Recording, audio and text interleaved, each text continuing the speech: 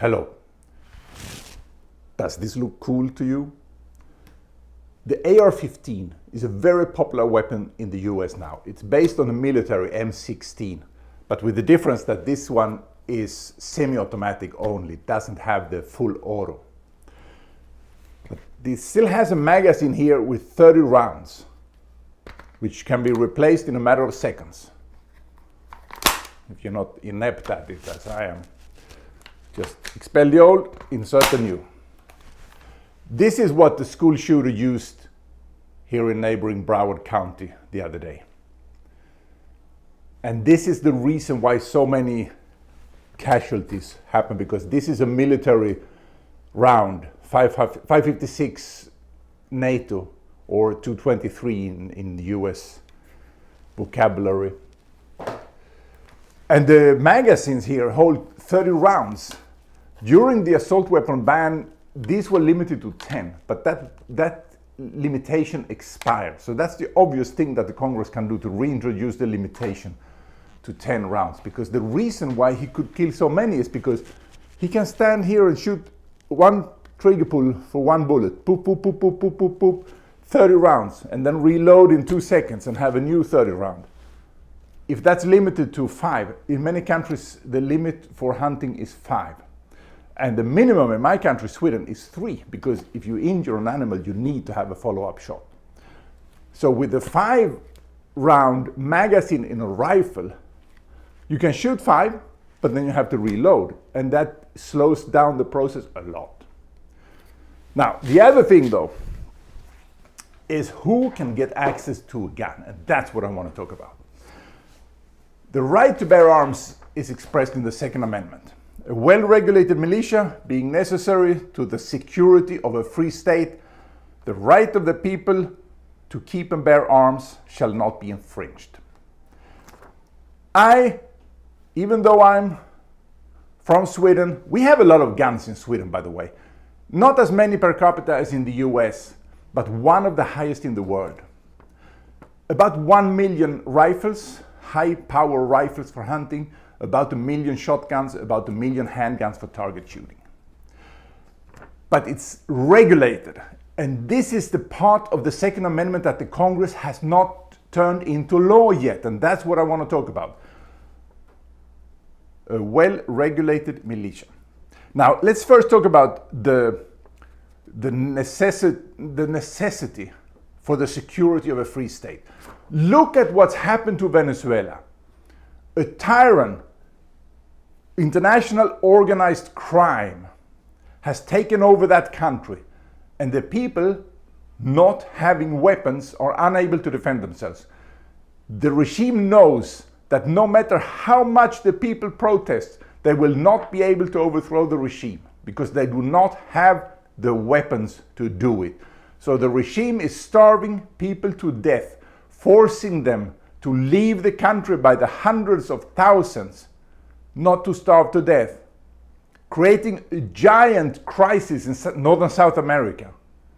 And they know that the people cannot get to them because they do not have weapons.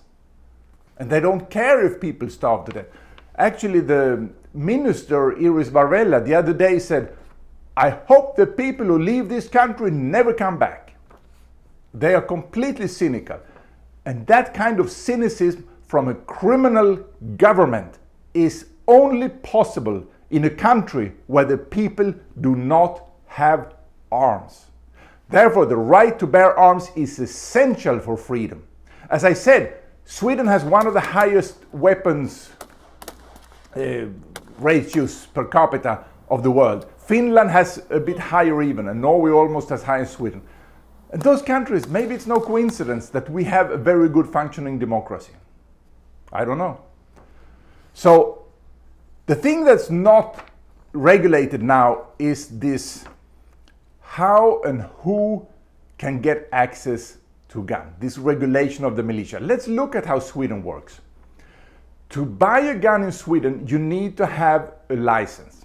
To get a license, you have to be either a member of a shooting club, or you have to have hunting, I don't know how to translate that, a license, that is, you have to pass a course and education to become an educated hunter, then you're allowed to buy a gun. So you're only allowed to buy a gun if you have a good purpose for it. And that's where the well-regulated militia comes in. This is defined in the Constitution of the federal government. So Washington has the right under the Constitution to regulate this. And the way they could do it would be to say that you have to be a member of a gun club. And to get a license to buy weapons, a weapons license,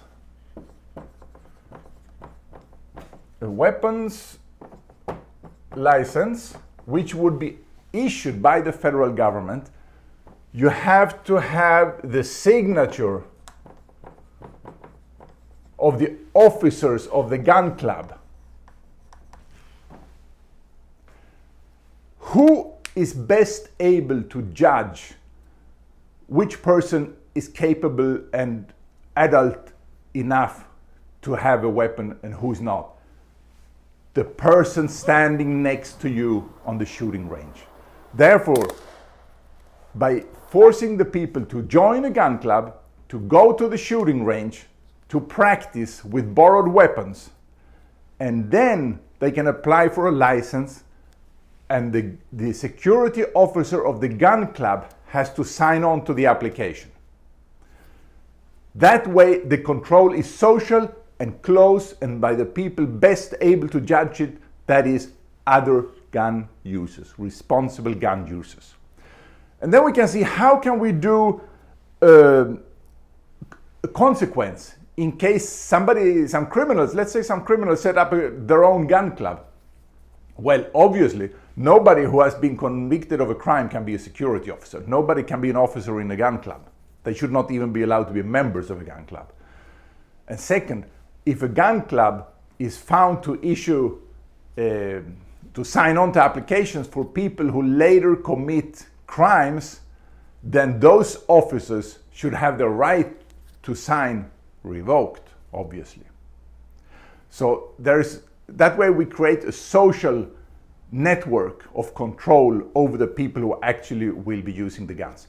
And there can be various types of gun clubs. We can have gun clubs for hunting. There can be gun clubs for target shooting. There can be gun clubs for collecting, for historic reenactment. There can be although old weapons shouldn't require a license. There can be gun clubs for self-defense. So the kind of clubs, and one thing that Congress may want to debate is if a hunting gun club should be able to sign off to buy a handgun, because you really have no use for a handgun for hunting. There are some people who hunt with handguns, but in Sweden, for instance, that's not legal. You can only use rifles and shotguns for hunting, because it's really no point in using a handgun, because you're better off with a rifle. And the only reason people use a handgun is to make it more difficult for them, to create a bigger challenge. And that's not the idea with hunting. The idea with hunting is to kill the animal in as painless a fashion as possible, with the least risk of a bad shot. So handguns for hunting is really not a good idea anyway. Now, all of this, as I see it, can be done by the federal government under the Second Amendment.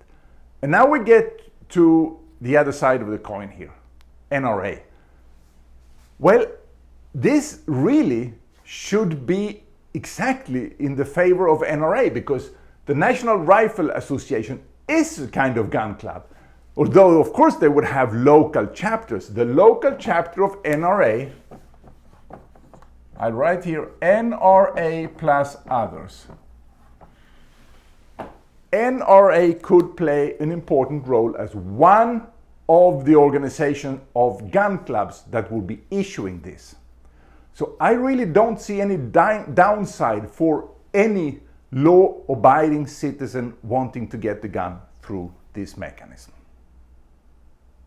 Thank you for your attention. My name is Dr. Ulf Erlingsson from Miami, Florida.